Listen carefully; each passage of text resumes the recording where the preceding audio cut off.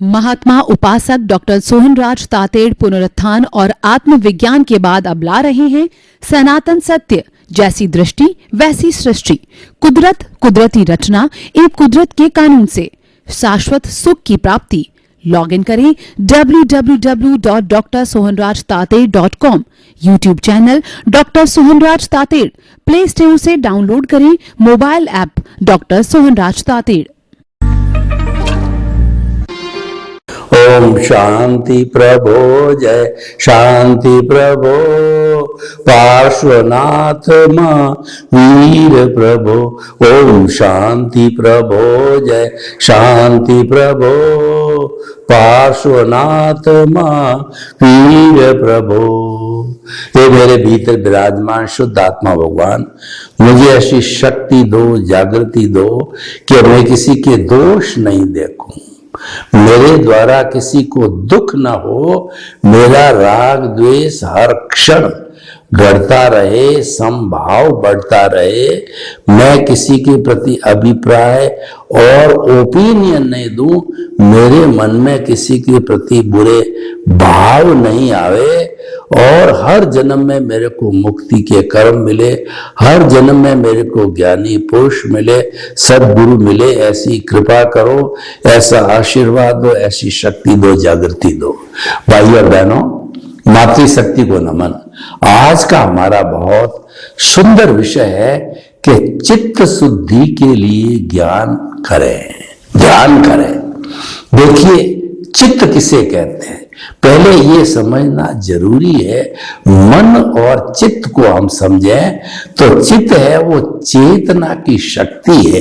चेतना हमारे शरीर की और समस्त 84 लाख जीवा योनि के प्राणियों की जो शक्ति है, वो चेतना है, वो मालिक है, और वो लब्धि वीर्य देने वाली होती है। उसके एक अंश को, उसकी एक किरण को, उसकी एक शक्ति को चित्त कहते हैं। इसीलिए आत्मा अनंत चित्तों वाला है। अनंत चित्तों वाला का क्या हुआ कि हमारे शरीर के अंदर मान लीजिए कि हाईएस्ट संख्या में वो कोशिकाएं हैं। एक मानव शरीर में 60 खरब कोशिकाएं हैं। उन सब कोशिकाओं को प्रकाशित करने वाला, प्रकाश देने वाला जो दृष्टा है, चित्त देने वाला, शक्ति देने वाला, वह हमारा आत्मा है, वह पावर हाउस है। इसीलिए ये चेतना की शक्ति को चित्त कहते हैं, और यह जो है वह चित्त की शक्ति होती है, वो चेतना से जुड़ी हुई होती है। ये हमको समझना होता है। अब इसके साथ में जो काम करने वाला सहायक होता है वो मन है। तो मन जो है वो चित्त का नौकर है, मन पौद्गलिक है, और मन टेम्परेरी वस्तु है। मन को पैदा किया जाता है। मनन से पहले और मनन के बाद जो है मन नहीं होता है। केवल मनन करते हैं उसी समय में मन होता है। यानी जब आप सोचते हो, चिंतन करते हो, उसी समय ही मन पैदा होता है। तो मन एक दूत का काम करता है। पुराने जमाने के अंदर जब हमारा इस तरीके का इंटरनेट, मोबाइल फोन वगैरह कुछ भी यातायात के साधन नहीं थे, तो एक राजा दूसरे राजा को जो भी अपना संबंध भेजा, पोस्ट भी नहीं थी, तो उस समय के अंदर वो कपड़े के ऊपर जो है अपना संदेश निकल के राजकीय मोहर लगा करके और दूत को लेकर के वो भेजता था।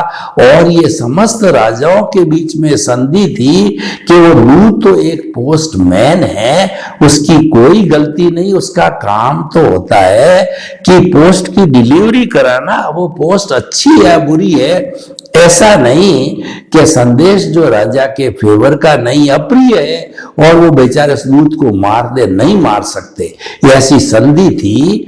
तो इसीलिए, क्योंकि वो तो पोस्टमैन, उसी तरह से हम सभी जीवित प्राणी एक दूसरे के पोस्टमैन हैं। यानी मेरा किसी से कोई हिसाब बाकी है तो वो मेरे कर्मों की डिलीवरी कराता है, या मैं किसी का हिसाब बाकी हो तो उसकी कर्मों की डिलीवरी कराने वाला वो अच्छा या बुरा मेरा कर्म तो वो उपादान के अनुसार है। मैंने किसी के साथ में पिछले जन्म में बुरा व्यवहार किया तो कुदरत जो है उसको पोस्टमैन के रूप के अंदर मेरे पास में भेजती है, और वो मेरे साथ में बुरा किया तो बुरा व्यवहार करेगा, अच्छा किया तो अच्छा व्यवहार करेगा। तो कुदरत का काम तो ये है संजोग जुटाना, और जो है इसी तरह से हम निमित्त बन के जाते हैं। पोस्टमैन बेचारा निमित्त होता है, तो इसीलिए जो मन है वो बेचारा निमित्त है, लेकिन क्योंकि ये सबसे आगे आता है, ये दूत है, तो मन के लिए कहा गया मन लोभी मन लालची और मन चंचल मन चोर, मन के मते न चालिए पलक पलक मन और। यानी ये मन है वो बहुत चंचल है, और इसकी गति जो है ध्वनि और प्रकाश की गति से भी तेज है। ये चिंतन करते करते अमेरिका चला जाता है, यूक्रेन में चला जाता है, यूएसएसआर में चला जाता है, युद्ध में चला जाता है, और राजनीतिक परिणाम आते उसमें चला जाता है। यानी कि ये मन का कार्य है, ये मन वर्तमान का चिंतन करता है और भूतकाल की स्मृति करता है, भविष्य काल की कल्पना करता है। और जो 5 इंद्रियों के जितने भी 23 तरह के विषय है, इंद्रियां ला करके मैनेजर मन को देती है, और वो मन उसको बुद्धि को देता है। तो ये सारा मन है, मन पौद्गलिक है, और चित्त है वो चेतना की शक्ति है। तो कहने का ये मालिक चित्त है, तो विक्षिप्त होता है वो चित्त होता है, डिस्टर्ब होता है वो चित्त होता है, लेकिन वो डिस्टर्बेंस जो है वो मन तक पहुंचती है, मन खराब होता है, और मन जो है वैसे सिग्नल देता है, क्योंकि मन पैम्पलेट लगाता है, और मन हमारे सबसे नजदीक है। तो हम देखते हैं कि ये देखो मन के अंदर बुरे विचार आ गए, हम उसको पकड़ने की कोशिश करते हैं, मन को गाली देते हैं, गलौज देते हैं। अधिकतर लोग यही कहते हैं कि साहब आप तो कहते हैं ध्यान करो ध्यान करो, ध्यान कैसे करें? हम सीधे सीधे बैठे हैं, जब तो हमारा मन जो है स्थिर है, और जो ही हमने ध्यान करना चालू किया तो मन जो है गंदे गंदे विचार करता है, ऐसे ऐसे गंदे विचार करता है, ऐसी जगह वो जाता है कि वो हम जो है वो खुली आंख से या कोई भी काम करते हैं जो मन नहीं जाता है, जाएगा, क्योंकि ये मन का काम है। परंतु आपको ध्यान करना है, हम आपको राय देना चाहते हैं कि मन कहीं भी जाए आप उसको पकड़ो मत। हम आपको कहना चाहते हैं कि एक छोटा बच्चा है, उसने क्रॉकरी की बहुत महंगी प्लेट पकड़ ली है, उसके अंदर कोई चीज खाना चाहता है, आप देखोगे बच्चा पटक देगा, बहुत महंगी, उससे कोसने की जो कोशिश करते हो ज्यादा रोता है, आप उसको छोड़ दो, आप उसकी तरफ से मध्यस्थ हो जाओ, आप उसकी तरफ से साइलेंट हो जाओ, तो क्या होगा कि वो बच्चा अपने आप जो है उस प्लेट को अलग रख देगा और फिर खेलने लग जाएगा। तो ठीक उसी तरीके से आप मन कहीं भी जाता है तो आप उसको ढीला छोड़ दो। आपने पतंग उड़ाया होगा तो मंजा आपके हाथ में होता है, तो आप मंजे को ढीला देते रहते हो, पतंग उड़ती रहती, और मंजे को जो खींचना आपने चालू किया तो मंजा कांच का जो है उसके ऊपर बर्क लगा होता है, तो कांच का होने के कारण जो ही आपने खींचा आपका हाथ कट जाता है, खून आने लग जाता आता है लोगों के। तो आप उसको खींचो ही क्यों, उसको तो ढील दे दो। तो कहने का अर्थ है जब कभी भी ध्यान करना हो मन को पूरी छुट्टी दे दो कि तेरी इच्छा हो जहां जा, गंदी जगह जा, अच्छी जगह जा, घूम के आ, मैं तुम्हारी जो है की तरफ से न्यूट्रल रहूंगा, मैं तुम्हारी तरफ से मध्यस्थ रहूंगा, और मेरी तरफ से पूरी छुट्टी है तेरे को। जो आपने छूट दे दी तो देखेंगे ये तो मेरी उपेक्षा कर दी, मेरी तरफ ध्यान ही नहीं देते हैं। तो क्या होगा, जो मन के द्वारा किए गए विचार है वो आप खूंटे बन जाओगे। मैं 40 साल से लगभग ध्यान कर रहा हूं, तो मैंने इस सूत्र को पकड़ा है, तो इस कारण से मेरा ध्यान अच्छी तरह से सद जाता है, कहीं इधर उधर मन विचलित नहीं होता, क्योंकि मैंने तो प्रारंभ से इसको पकड़ लिया। और दूसरा क्या है, एक जो सबसे ज्यादा अभी ध्यान का टॉपिक आ रहा है, ध्यान में एक सहयोगी तो मैंने आपको बता दिया कि मन की आप छुट्टी करो। दूसरा हमारा जो श्वास है ये बहुत इंपॉर्टेंट होता है ध्यान लगने में। तो श्वास को क्या लंबा करते रहो। वैसे लंबा सांस लेने से ज्यादा ऑक्सीजन हमारे फेफड़ों में जाती है, जितनी ऑक्सीजन जाएगी हमारा मैक्सिमम से हम 10% ही सांस ले पाते हैं, जितने की फेफड़े फूलना चाहिए। तो आप में अभी बहुत गुंजाइश है, और जो लंबा सांस करेंगे ज्यादा ऑक्सीजन खींचेगी, ज्यादा ऑक्सीजन जाएगी तो खून ज्यादा साफ होगा, और वह ज्यादा साफ खून हमारे जो फेफड़े से जो है हमारे हार्ट में सप्लाई होगा, हार्ट पावरफुल होगा, हम स्मार्ट रहेंगे, और हम जो अच्छा काम करेंगे, फुर्ती आएगी हमारे, क्योंकि सारा ब्लड के शुद्ध ब्लड के सर्कुलेशन से ही हमारे जीवन में स्मार्टनेस फुर्ती वगैरह आती है।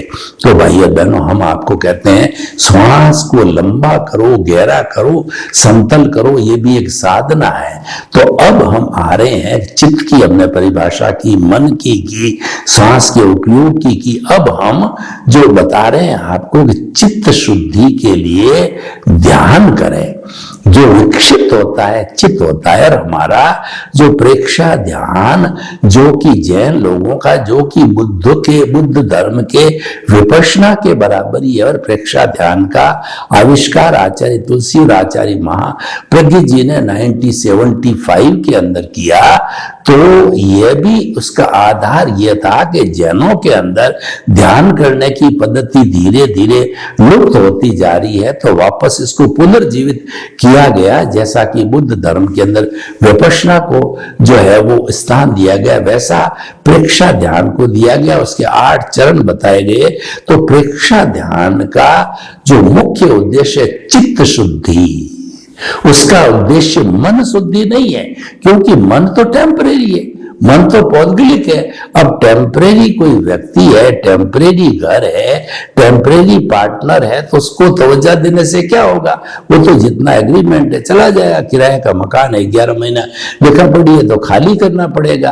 और जो है हमारा टेम्परेरी पार्टनर है वो तो साल भर के बाद चला जाएगा। हमारी नौकरी टेम्परेरी है, तो जितना हमारा साल 2 साल का MOU है उतना हमको तो परमानेंट चीज चाहिए। हमको तो परमानेंट चीज अपने घर में रहना, किराए का मकान टेम्परेरी है, और हमारा घर यानी आत्मा का घर यानी भीतर का जगत, इससे बाहर हमको कौन निकालेगा। हम राजस्थानी हैं, यहाँ से लोग अगर दूसरे स्टेट में कमाने जाते हैं, वहां कुछ राइट्स हो, लोगों में असमानता की भाव आवे।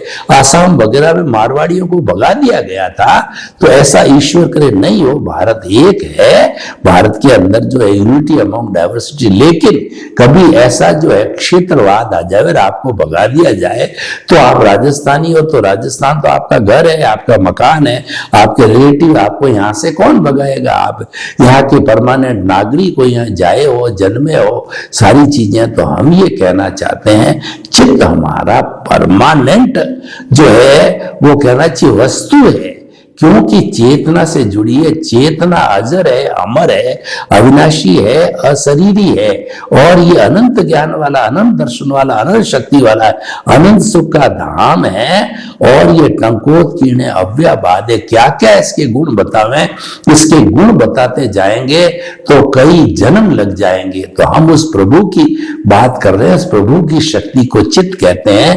तो प्रेक्षा ध्यान का जो है मुख्य उद्देश्य है चित्त शुद्धि, यानी विक्षिप्त चित्त होता है, इसको शुद्ध कर दो तो मन तो ऑटोमेटिकली शुद्ध हो जाएगा। जब हमारा मन शुद्ध हो गया तो विचार शुद्ध हो गया। तो कहा भी गया है जैसा भाव वैसा विचार, जैसा विचार वैसा आचार, जैसा आचार वैसा जो है व्यक्ति, और जैसी व्यक्तित्व वैसी उसकी पहचान होती है। यानी सब कुछ भावों से जुड़ा हुआ है, और भाव पैदा होते हैं, चित्त से पैदा होते हैं, भाव होते हैं, वो हमारा जो अंतर्मन कहलाता है, जिसको हम जो ल्यूमिनस बॉडी कहते हैं, जिसको तेजस शरीर कहते हैं, जिसको कि अवचेतन मन कहते हैं, सबकॉन्शियस माइंड कहते हैं। वहां पे भावों का रूपांतरण लेश्यों के रूप में होता है। भावों से वहां पे जो है हमारे जो है वो विचार बनते हैं। तो हम ये कहना चाहते हैं कि चित्त शुद्धि के लिए ध्यान कीजिए। अब देखिए, ध्यान का अर्थ होता है किसी भी एक बिंदु के ऊपर अवलंबन लेकर के एकाग्र होना। और निरालंबन ध्यान भी होता है, जिसके अंदर कोई अवलंबन नहीं होता है, मात्र जो आत्मा के गुणों की जो है वो भजना की जाती है, उनके गुणों की मानसिक रूप से याद किया जाता है, उनको मानसिक रूप से धारण किया जाता है, निर्विचारता की स्थिति होती है। वह जो है हमारा उत्तम ज्ञान होता है। उत्तम वह ध्यान आना बहुत मुश्किल है, निर्विचारता की स्थिति, क्योंकि जो है वो तो हमारे शुक्ल ध्यान की स्थिति आ जाती है, जो कि बहुत मुश्किल से प्राप्त होता है। जो लोग जो वीतराग हो जाते हैं, केवली हो जाते हैं, उनके ये शुक्ल ध्यान की स्थिति होती है। लेकिन फिर भी हम सामान्य व्यक्ति है, तो जितना भी हम ध्यान करें, उस ध्यान को जो हम चित्त शुद्धि के लिए करना चाहिए। हमारा लक्ष्य है चित्त शुद्धि होना चाहिए, मन ऑटोमेटिकली शुद्ध हो जाएगा, ये उसका लक्ष्य है। तो अब ये है कि ये चित्त विक्षिप्त कैसे होता है। देखिए कि एक जो है वो तालाब है और बिल्कुल शांत अवस्था में है, तो पानी बिल्कुल स्थिर है, उसमें हमारा जो परछाई है वो आराम से दिखाई देती है। अब किसी ने उसके अंदर एक पत्थर डाल दिया, ढेला डाल दिया, तो छोटी तरंग, बड़ी तरंग, तरंगा तरंग, तरंग तरंग बनते बनते वो सारा डिस्टर्ब हो जाता है। तो ठीक इसी तरीके से हमारे जैसे भाव होते हैं, जैसे हमारे आभा मंडल होते हैं, वैसे अवचेतन में तरंगे तरंगे तरंगे विचार बन जाते हैं। उन भावों से जो है वो विचार बन जाते हैं, और वह चित्त है वो डिस्टर्ब हो जाता है, जैसे कि वो तालाब डिस्टर्ब होता है। और अगर देला उसके ऊपर पत्थर नहीं डाला जाए तो शांत रहता है। तो ये चित्त कभी विक्षिप्त हो जाए, अशांत हो जाता है, उसको स्थिर करने के लिए जो है हमें ध्यान करना चाहिए। आलंबन ध्यान, निरालंबन ध्यान, हम आपको एक ध्यान का भी प्रयोग करा के बताते हैं, तो उससे आपके बिल्कुल क्लियर हो जाएगा। तो आप प्रयोग पर हम क्या करेंगे कि हमारा जो ज्योति केंद्र है, जो ललाट का मध्य भाग है, वहां पर हम जो है वो पूर्णिमा का चंद्रमा जो सफेद रंग का है, उस चंद्रमा के ऊपर जो हम ध्यान करेंगे, और उस ध्यान पे हमारा कषाय उपशमन का हम ध्यान करेंगे। तो जब कभी भी ध्यान किया जाता है तो सबसे पहले जो है कायोत्सर्ग किया जाता है। हर प्रेक्षा ध्यान के, हर ध्यान के प्रयोग के लिए हमारे दो साथियों, शरीर को और श्वास का सहयोग लेना चाहिए, उनको शिथिल करना चाहिए कि उनकी चंचलता होगी तो हमारे ध्यान सदेगा नहीं। इन दोनों के चंचल होने से ही चित्त चंचल होता है, हमारा मन चंचल होता है। तो दोनों को जो है वो हमें शांत करना पहले जरूरी है।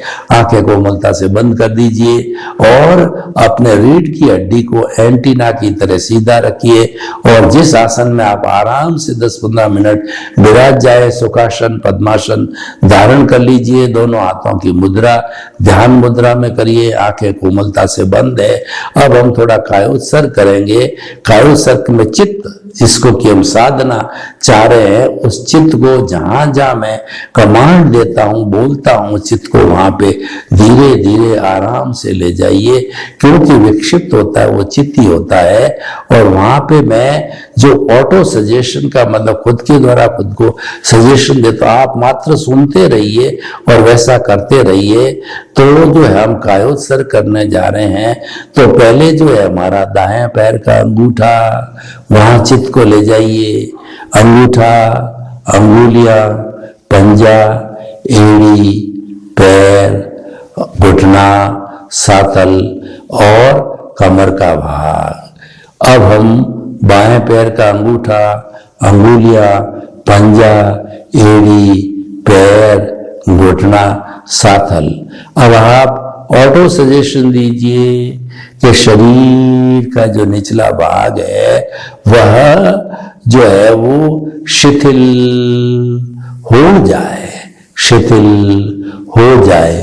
अनुभव कीजिए शरीर का निचला भाग शिथिल हो रहा है, हो गया है।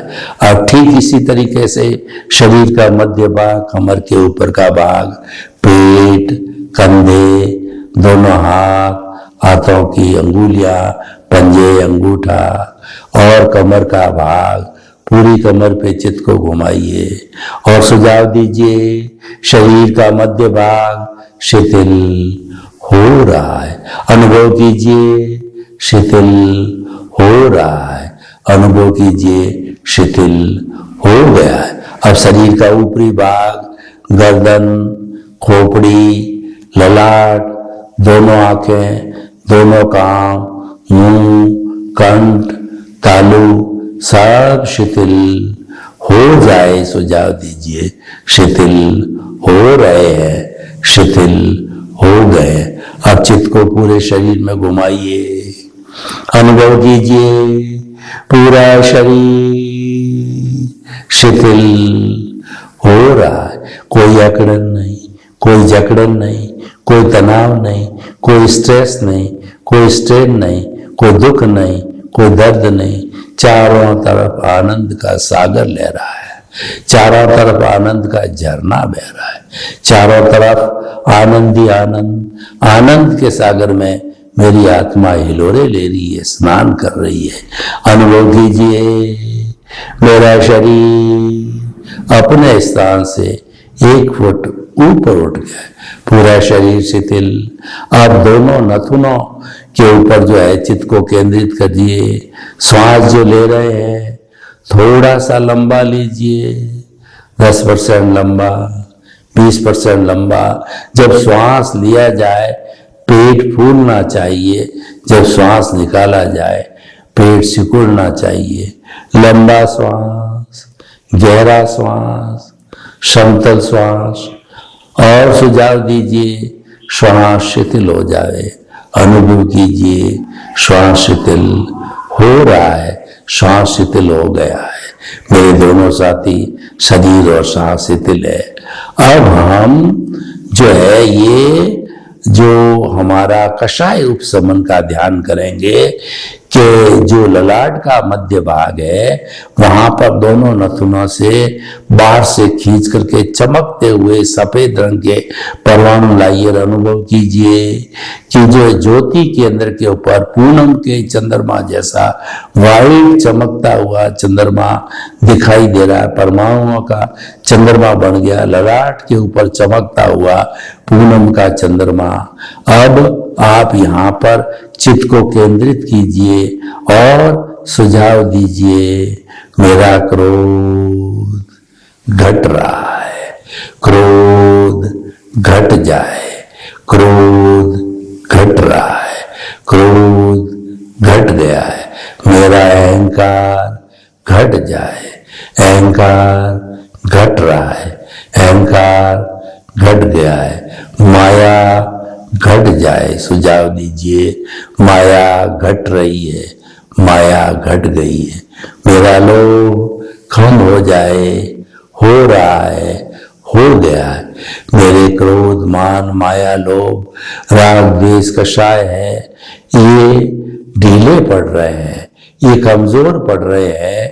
कषाय उपशमन की साधना हो रही है। एकदम पूरे तो समाप्त नहीं होंगे, वो तो वीतराग की स्थिति होती है, लेकिन फिर भी मेरे कषाय कम हो रहे हैं, ढीले पड़ रहे हैं, डाइल्यूट हो रहे हैं, शांत हो रहे हैं। मेरा कषाय उपशमन हो रहा है। मेरा चित्त है जो विक्षिप्त है वो कषाय की वजह से विक्षिप्त हो रहा है, तो चित्त को समाधान मिल गया, चित्त शांत हो रहा है, चित्त स्थिर हो रहा है। चित्त एक शांत तालाब की जगह स्थिर हो गया है, चित्त की शुद्धि हो रही है। अनुभव कीजिए चित्त की शुद्धि हो रही है, चित्त की शुद्धि हो रही है, मेरा चित्त शुद्ध हो गया है, उसमें कोई संकल्प नहीं, कोई विकल्प नहीं, एकदम शांत तालाब की तरह, शांत समुंदर की तरह एकदम शांत चित्त है, वह शुद्ध हो रहा है, शांत हो रहा है, बिना कोई संकल्प विकल्प के चित्त की शुद्धि हो रही है। मेरा चित्त शुद्ध हो रहा है, चित्त शुद्ध हो रहा है, चित्त शुद्ध हो गया है। चित्त से जुड़े हुए भाव शुद्ध हो रहे हैं, चित्त से जुड़े हुए विचार शुद्ध हो रहे हैं। मैं प्योरिटी की ओर बढ़ रहा हूं। विचार, चित्त, मन सब शुद्ध हो रहे हैं, सब प्योरिटी की ओर बढ़ रहे हैं।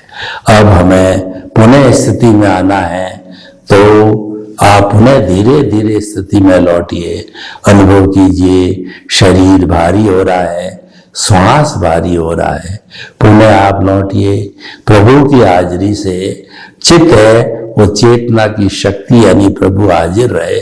प्रभु ने हमको जो है आशीर्वाद दिया, वो आशीर्वाद आपकी हाथ की हथेलियों पर आ गया है।